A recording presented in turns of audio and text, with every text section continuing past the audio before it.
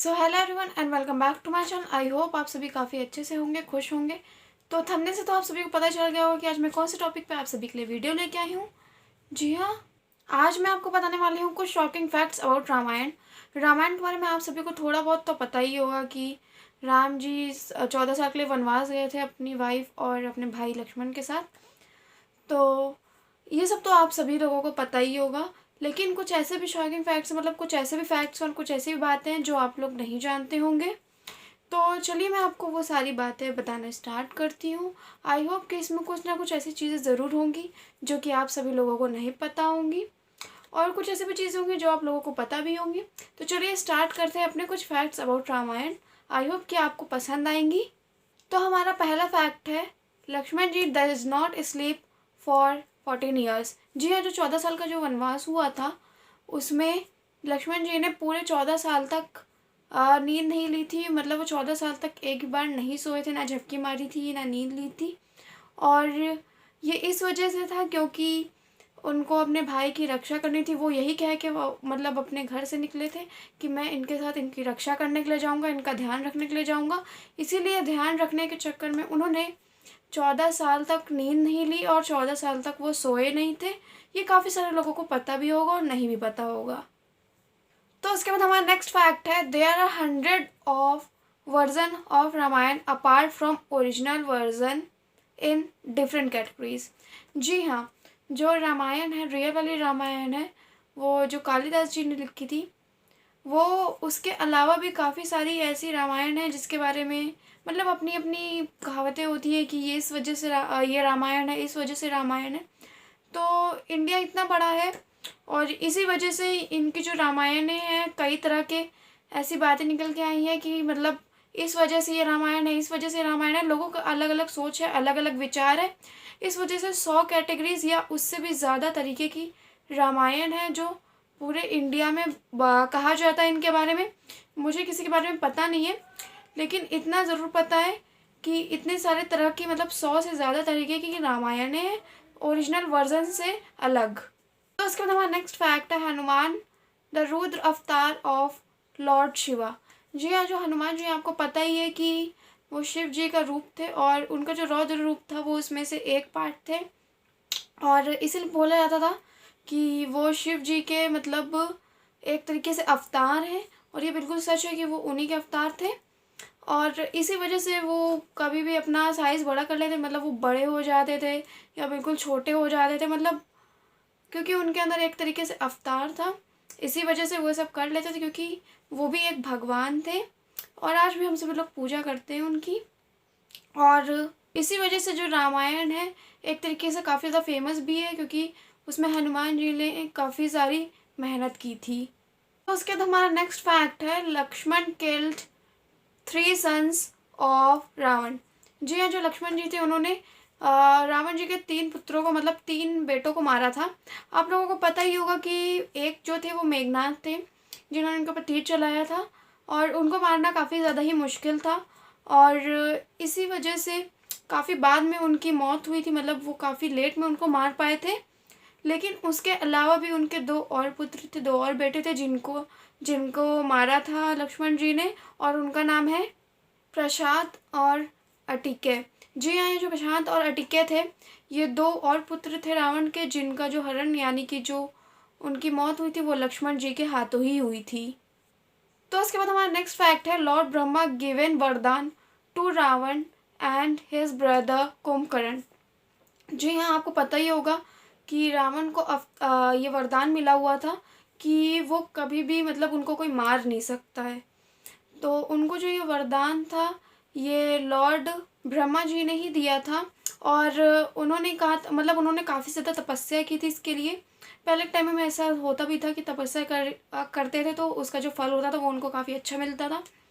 तो रावण को भी इसका फल मिला था कि उनको कोई मार नहीं सकता, और ब्रह्मा जी ने ये उनको वरदान दिया था। और साथ ही में जो कुंभकर्ण थे उनको भी काफ़ी अच्छा वरदान मिला था, और वो काफ़ी टाइम तक सोए नहीं थे क्योंकि जब वो लोग तपस्या वगैरह कर रहे होते तो उन लोग को सोने का टाइम नहीं होता, वो सो नहीं सकते हैं।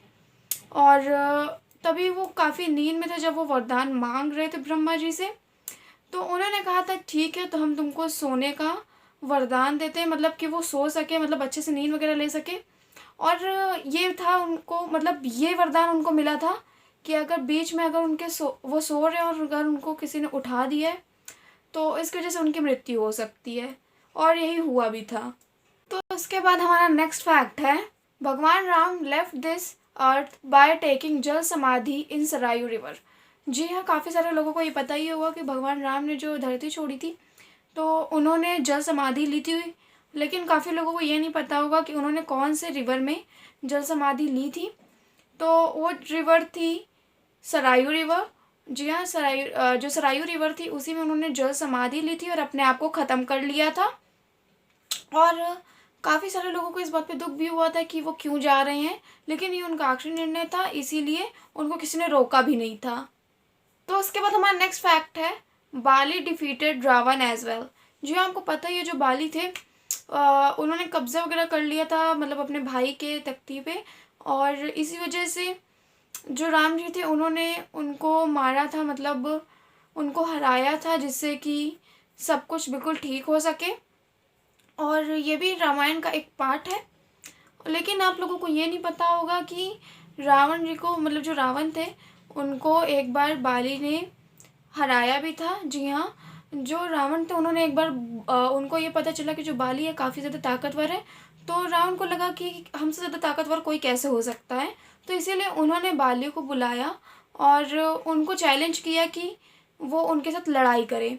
और उसमें बाली ने ये किया था कि उनको अपनी पूँछ से पकड़ के उनको पूरी धरती में नचा दिया था, और इसी तरीके से उन्होंने रावण को हरा दिया था। तो उसके बाद हमारा नेक्स्ट फैक्ट है, Hanuman was also shot arrow Bharat. जी हाँ, जो भारत जी का एक तीर था वो एक बार हनुमान जी को लग चुका था।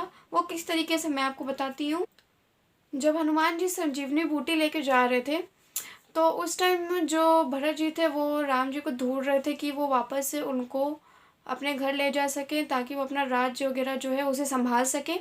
और उसी वक्त हनुमान जी वो पूरा पर्वत लेके जा रहे थे, क्योंकि उनको संजीवनी बूटी समझ में नहीं आई थी, इसलिए पूरा पर्वत लेके जा रहे थे, और वो अपने विशाल रूप में थे और काफ़ी बड़े थे।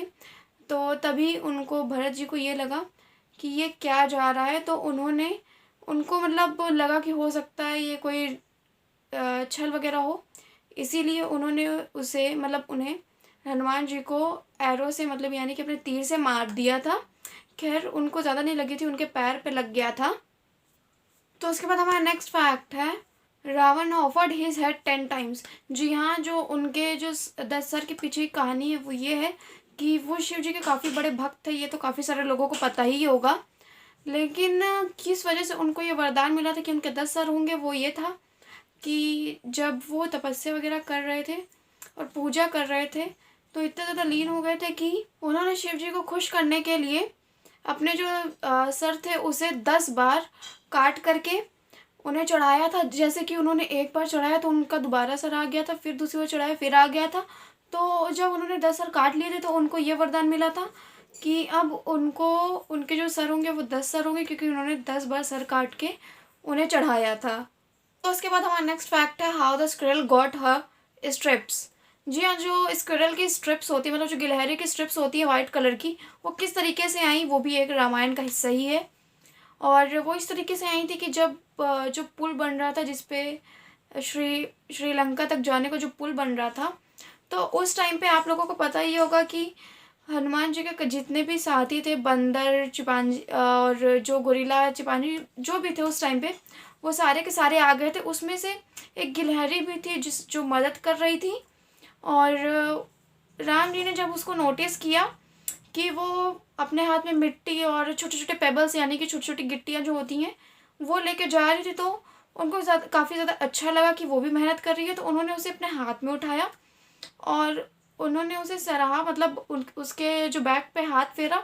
और फिर यही कहावत थी कि इसी के बाद से जो गिलहरी के पीछे जो स्ट्रिप्स होती है वाइट कलर की, वो इसी के बाद से हो गई थी, क्योंकि राम जी ने उसके ऊपर हाथ फेरा था। तो फ्रेंड्स, यही थी मेरी आज की छोटी सी वीडियो और रामायण। आई होप कि ये आपको काफ़ी ज़्यादा पसंद आई होगी, काफ़ी ज़्यादा अच्छी लगी होगी, काफ़ी ज़्यादा यूज़फुल रही होगी आप लोगों के लिए। और ये एक हिस्टोरिकल के ऊपर थी मतलब हमारे हिस्ट्री के ऊपर थी कि किस तरीके से रामायण में हुआ था, क्या क्या हुआ था, और काफ़ी सारे लोगों को ये सारी चीज़ें नहीं भी पता होंगी। तो अगर आपको ये थोड़ी सी भी अच्छी लगी तो प्लीज़ लाइक शेयर सब्सक्राइब ज़रूर करिएगा। और अगर आपको इस तरह की और भी वीडियोज़ चाहिए तो प्लीज़ मुझे कमेंट बॉक्स में ज़रूर बताइएगा। Till then bye.